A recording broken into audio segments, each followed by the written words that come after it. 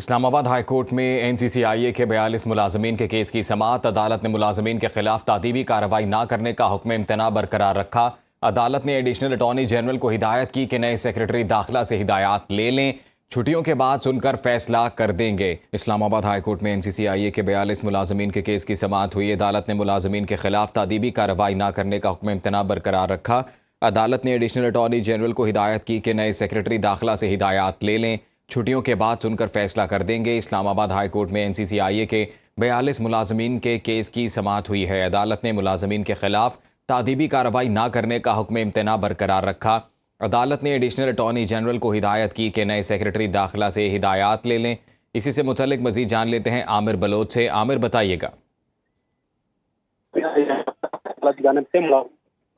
تعدیبی کارروائی نہ کرنے کا حکم تھا وہ برقرار رکھا گیا ہے، اور جو additional attorney general Rashid Hafeez ہیں ان کی جانب سے استدعا کی گئی کہ یہ سروس میں نہیں ہے، ناکام کر رہے ہیں، عدالت ختم کر دیں، اور جس کے اوپر عدالت کی جانب سے ایڈیشنل اٹارنی جنرل کو ہدایت کی گئی کہ آپ نئے سیکرٹری داخلہ سے ہدایت لے لیں، چھٹیوں کے بعد سن کر فیصلہ کر دیں گے۔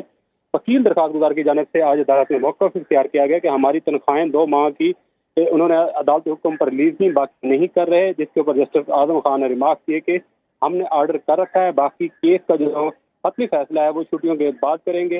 اور جو وکیل ہیں قدیر جنجوہ، جو درخواست گزار کے وکیل ہیں، ان کی جانب سے یہ بھی کہا گیا کہ یہ سندھ ہائی کورٹ آئینی عدالت میں اور بیان دے چکے ہیں، اور قومی اسمبلی میں مختلف اور یہاں مختلف موقف اختیار کر رہے ہیں، یہ حقائق عدالت سے چھپا رہے ہیں، مختلف فورم پر مختلف حقائق بتائے جا رہے ہیں، اور انہیں یہ بھی عدالت میں موقف اختیار کیا کہ NCCIA کی طرف سے جس افسر نے حکم امتناع ختم کرنے کے لیے درخواست دی وہ مجاز افسر ہی نہیں، جس افسر نے درخواست دی وہ خود ڈیپوٹیشن پر ہے۔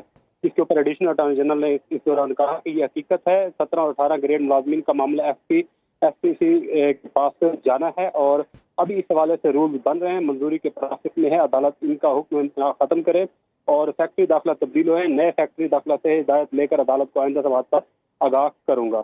اس کے بعد عدالت کی جانب سے کیس کی جو سماعت ہے وہ چھٹیوں کے بعد تک منظور کر دی گئی۔ شکریہ عامر بلوچ، آپ نے تفصیلات سے آگاہ کیا۔ وزیراعظم شہباز شریف سے وزیر قومی صحت سید مصطفیٰ کمال کی ملاقات ہوئی ہے، جس میں وزارت قومی صحت کے امور پر بات چیت کی گئی۔ وفاقی وزیر نے وزارت کے منصوبوں اور بیماریوں کی روک تھام کے لیے اقدامات پر بریفنگ دی۔ ملاقات میں مجموعی ملکی سیاسی صورتحال پر بھی بات چیت ہوئی۔ وزیراعظم شہباز شریف سے وزیر قومی صحت سید مصطفیٰ کمال کی ملاقات ہوئی ہے، جس میں وزارت قومی صحت کے امور پر بات چیت ہوئی۔ وفاقی وزیر نے وزارت کے منصوبوں اور بیماریوں کی روک تھام کے لیے اقدامات پر بریفنگ دی۔ مزید جانتے ہیں، شہریار خان ہمارے ساتھ موجود ہیں۔ جی شہریار، بتائیے گا۔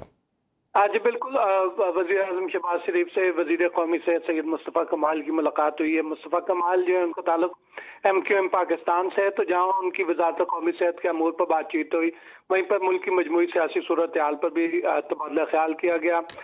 کراچی کے جو حالات ہیں، سندھ کے حالات ہیں، اس کے اوپر بھی بات چیت ہوئی، اور اس کے علاوہ جو آزاد کشمیر اور جو انتخابات ہیں اس کے حوالے سے بھی تبادلہ خیال کیا گیا۔